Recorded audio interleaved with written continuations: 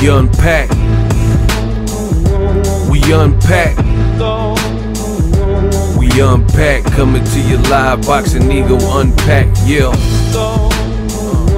We unpack. We unpack. We unpack. Coming to you live. And speaking of promoter, what's the status of you and Terence Crawford's lawsuit, or Top Rank and Terence Crawford's lawsuit? Well, it's a little technical. We asked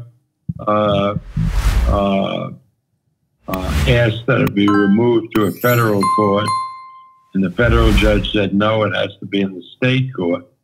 So they have to refile the case in state court, and this was 6 weeks ago, and they haven't. So I don't know whether the case is going forward or is not going forward. You know, right now, as far as I'm concerned, there's no case. Wow. Bob Arum is left confused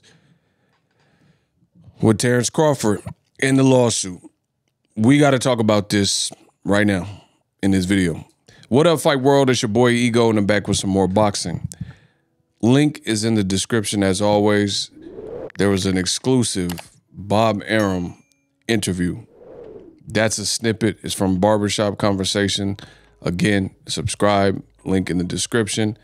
And he was asking the status or status update on Terence Bud Crawford versus Top Rank. In case you don't follow my channel and know what's going on, Terence Crawford in January sent shockwaves through boxing by announcing, it wasn't really him, it was the first person that I seen, or the first entity was New York Post, but he basically filed a lawsuit against his former promoter, longtime promoter at that, Bob Arum and Top Rank, and he basically cited racial prejudice, said that because of his black skin and, you know, his color, Top Rank didn't afford him certain options and opportunities, things like that. And there's much more. There was other monetary losses. He said he was promised some compensation in the event that Top Rank was unable to secure, while he was under the Top Rank umbrella, an Errol Spence fight. It's called the Errol Spence provision. Now, that clip at the beginning, very interesting. Bob Arum in that interview, in that exclusive, he's telling you he does not know if the case is to commence. So let me just clarify what Bob Arum was saying. As far as the case, it came out in January. That's when it was pretty much submitted. Bob Arum and Top Rank were trying to get this moved and made into a federal case instead of the case where the complaint was lodged or submitted, right? Which I believe was Las Vegas. The offices, or the state, the Top Rank offices are in Las Vegas, of course. So Terence Crawford was trying to sue Bob Arum at a state level, and Bob Arum and his lawyers thought we have an advantage, I guess you could say, if we push it to a federal court. Now, I ain't passed the bar, but I know a little bit, enough that you want to legally search my... So I'm not a lawyer. I don't provide legal advice, but just off top of my head, a couple reasons why Bob Arum could have decided, or Top Rank, we'll say, could have decided they want to move it to a federal court is, one, that can create extenuating circumstances where the trial takes longer. If I'm not, because just think about it. Handling something in a smaller court at a state level versus think about all the federal cases that are going on concurrently. You see what I'm saying? So a state, they're only going to have a certain amount of cases with, you know, people who have either lived in that state, traveled in the state, or current residents of the state for the most part. You see what I'm saying? Versus federal, you could have cases from Georgia, California, you know what I'm saying? If it's a federal, it's a much bigger pool, right? So that's one advantage. It probably takes longer, I would imagine, for federal cases to reach a verdict.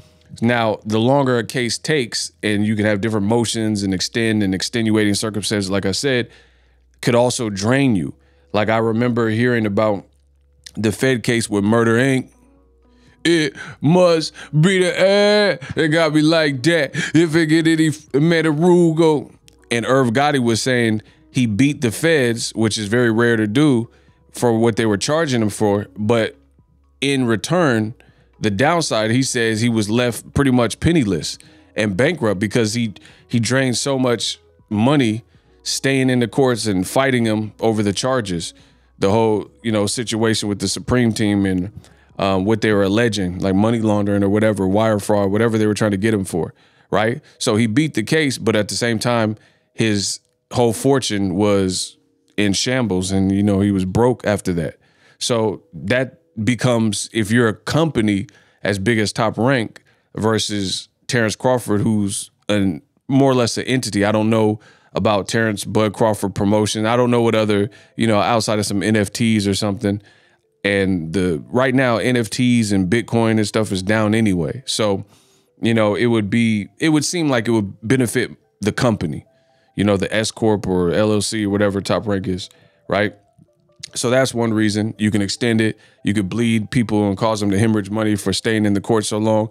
But I also believe, especially a case where it's racial prejudice is what is being looked at a federal level, it probably becomes, I would imagine, again, I'm not a lawyer, but it would be harder because the pool of jurors that get appointed to these cases come from a wider pool in a federal case, as opposed to a state case. So you have to convince the people that, Top Rank did indeed, racially profile or treat Terence Crawford in such a way where it was causing harm, right? Causing harm or disservice to his brand, whatever the case may be. So that being said, I think there was a couple reasons why Bob Arum and Top Rank chose to go the lane that they did, but that was rejected. I said all that to say this. That motion was rejected by the courts, and they said, no, you're basically remanded to a state case. But you heard Bob Arum right now. He said it's been 6 weeks since the ruling favored Crawford to keep it as a state case instead of a federal case. So seemingly Terence Crawford won the first, I guess you could say, legal battle, because they were both trying to achieve different things. Terence Crawford, his side was trying to get the court case, kept in the state. That's where they filed it. And Top Rank was trying to get it moved to a federal case. So in that particular battle, you could say Team Crawford won the initial round. But with Bob Arum saying that Terence Crawford's team or his attorney or whatever has not refiled, it's kind of weird. Now, again, I'm not a lawyer. I'm a YouTuber. And I don't know and I'm sure it probably varies from state to state, but taking an educated guess, I would say it is very likely that once you win and the case gets remanded and stays at a state level, you have probably a certain amount of time in which you can refile before the case is like dismissed or thrown out, and to the point where you have to start from scratch and start all over. So I reported when this happened, when this ruling favored Terence Crawford's side, and this was literally some odd weeks ago. So for Crawford and his team, Bob Arum saying, as far as I'm concerned, there is no case. And that's really the right approach that he should take, because if it ain't came across the desk, you ain't got no emails, you ain't got no subpoenas, you haven't received any updates, then why would you just let that linger and then keep thinking negatively and say, oh, yeah, da-da-da. It's really, if you're being sued, it's really not your concern if the other party hasn't went forth and done their part. So the moment that happens, I guess they had to refile. And, now as I'm thinking about this could have been an attempt for Top Rank that, they may know that, like, hey, if it gets awarded to the federal court, that benefits us. But even if it doesn't, it's going to cause them to refile, which could be an inconvenience. People could get cold feet and, you know, decide against it and say, hey, you know what, this is more hassle than what it's worth, or I don't have the money to fight this, or the time or the energy or the mental space or fortitude to fight this case. So that could, in essence, be a strategy to make someone do more work. You get what I'm saying? Make someone do more work and make it more laborious and tedious to the point where they're like second guessing, do they want to go through with this, right?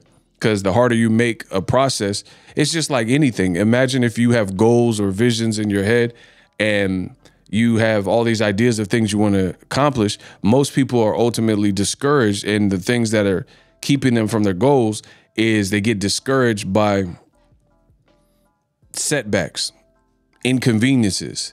Like, man, I got to go to court, or I got to pay this fine. You know, the ups and downs. The ups are cool, but the downs is, you know, the peaks and valleys is really the valleys that get people, right? So this could be a strategy from Bob Arum and his team. One, to get it moved to federal so it's a broader pool and probably can string it out longer, cost more money, things like that. But it looks like, according to Bob Arum, they also would have to refile the case since the ruling was in their favor, to which he replied, Terence Crawford's side hasn't done that. So it's kind of weird because, you know, I can't speak for everyone else, but if I'm going to sue somebody, I've already thought it through. And I think of another case in boxing where Canelo, hey, payday, you want payday, I know that, right? Canelo Alvarez, he was trying to get from under his old promoter, which is Golden Boy, and he filed a lawsuit. But if I'm not mistaken, there were certain clerical errors made on the initial filing, and the judge looked at it and seen these errors and said to Canelo's team, you got to revise this. This ain't acceptable. So, you know, probably some legal jargon or pages, initials or signatures are missing, or certain sentences weren't complete, grammatical error, whatever it was. But I remember there was a setback because Golden Boy, DAZN were included, Oscar De La Hoya, all included on this lawsuit. And the judge told Canelo's team that they had to fix it. But in that case, the difference versus the Terence Crawford case is in the Canelo Alvarez versus Golden Boy situation, Canelo's team pretty promptly refiled and, you know, fixed whatever mistakes that they were griping about. And Canelo's team resubmitted. And ultimately, upon resubmitting, they end up winning what they wanted, which was the freedom and the release of Canelo Alvarez, where he wasn't exclusive to DAZN. That's why he worked with Al Heyman for the one fight with Caleb Plant, and he was no longer tethered or tied to Golden Boy. Probably violations, you know, things that weren't disclosed, possible violation of the Ali Act, things of that sort. So again, the reason I'm telling you this whole backstory with Canelo is because, one, we unpack coming to you live. And two, it's a similar case where fighter going against promoter, now ex-promoter, and there was reason or cause to rewrite up the complaint or the lawsuit, and Canelo's side did that because Canelo wasn't playing game. He didn't want to be with Golden Boy anymore, and that much was evident. So he filed it. So to hear Bob Arum say, as far as I'm concerned, there is no case. Terence Crawford, him and his people, they haven't sued me, you know? And he's saying that it's been 6 weeks or 6 weeks plus, and Crawford's people haven't re-signed. It's just weird. Like, you know how the saying goes, I didn't come this far just to come this far?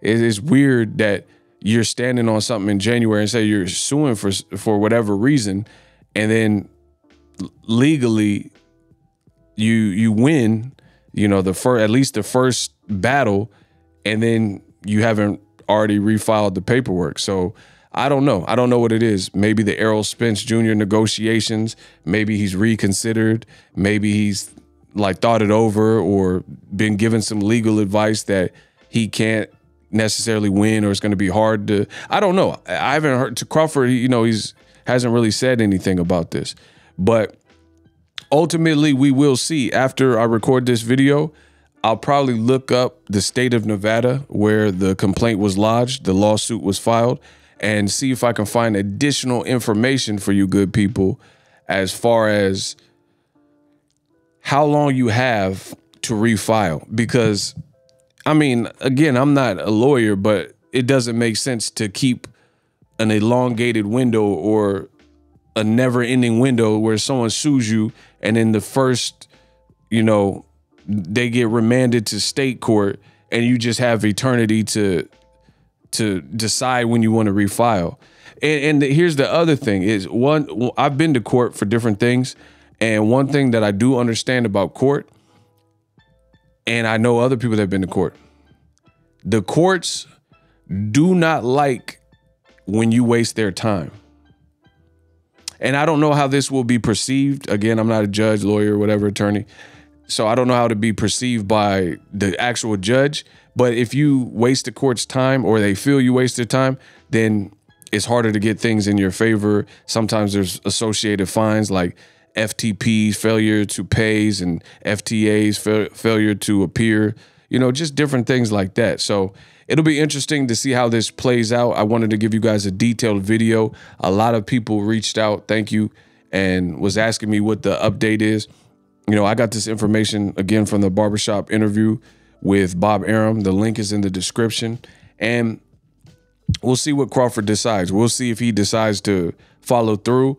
And it's also weird, and I'm not saying you need to sue someone for other people's reasons, but when Crawford finally like stood up to the giant Bob Arum, or, you know, made mention of this lawsuit once it became public, I think a lot of people were in Crawford's corner and thought that he had a good case to make. So it'd be kind of weird if he just decides otherwise and says, you know what, I'm not going to see this thing through. But I don't know. I don't know. Maybe his team's in the middle of refiling it right now and they're still planning on suing. I don't know what the holdup is, but I would imagine that there's an expiration date or a certain window that they would probably have to complete this through. In the last 30 days, I looked at my YouTube analytics and it showed me something. 50% of the people that watched my content last month subscribed. So thank you. The other 50%, you did not. I don't know why. I don't know how. Sometimes people think they're subscribed to my channel, but they're really not subscribed to my channel. YouTube unsubscribes them for whatever reason. So make sure you guys check. It's the red and white button. Hit the subscribe button. I'm on the road to 300,000 subscribers, and God willing, we will get there. So it's going to take a village. If you guys like the content, if you ever got any value from my content, my breakdowns, my explanations, my lives, my work, this is my body of work, make sure you guys subscribe. Drop your thoughts in the comment section. That's all I got to say. You know, we'll see if Terence Crawford refiles or not. As far as Bob Arum's concerned, he told you it's a dead issue. He's not really worried about it. Boom. You never know. Boom. As always, SLC, subscribe, like, and comment. We Unpack, coming to you live. Introducing Super Thanks, right here on the official Boxing Ego YouTube. Super Thanks allows you, the viewers, to show a little bit of extra gratitude, which enables me as a full-time content creator to push out the content you need in the world of boxing. Underneath all the videos, you will see a heart with the $sign in it. You can enter any amount that you find suitable as a super thanks. A brand new interactive and colorful way to get your comments highlighted and noticed by not only myself, but other people on the YouTube platform. Super thanks, a unique and cool way to show and applaud us full-time content creators. Hopefully you guys enjoy the content. Super thanks. The future is now. The Hibernation 5s by Kenichi Bear. Hybrid gaming and lifestyle headphones. Out of the box, you can connect to any console or PC. Bluetooth ready with a low latency USB adapter, color RGB, and extreme bass mode. The Hibernation 5s adjust to you. Whether you need a gaming, travel, gym, or lifestyle headphones, the Hibernations got you covered. The new Hibernation 5s, link in the description. Customize the way you hear the world. Welcome to the nation. Are you tired of your YouTube videos not getting any views? Well, consider TBUD.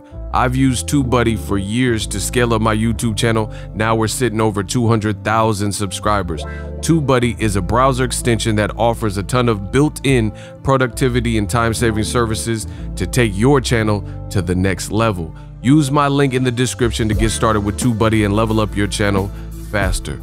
We working.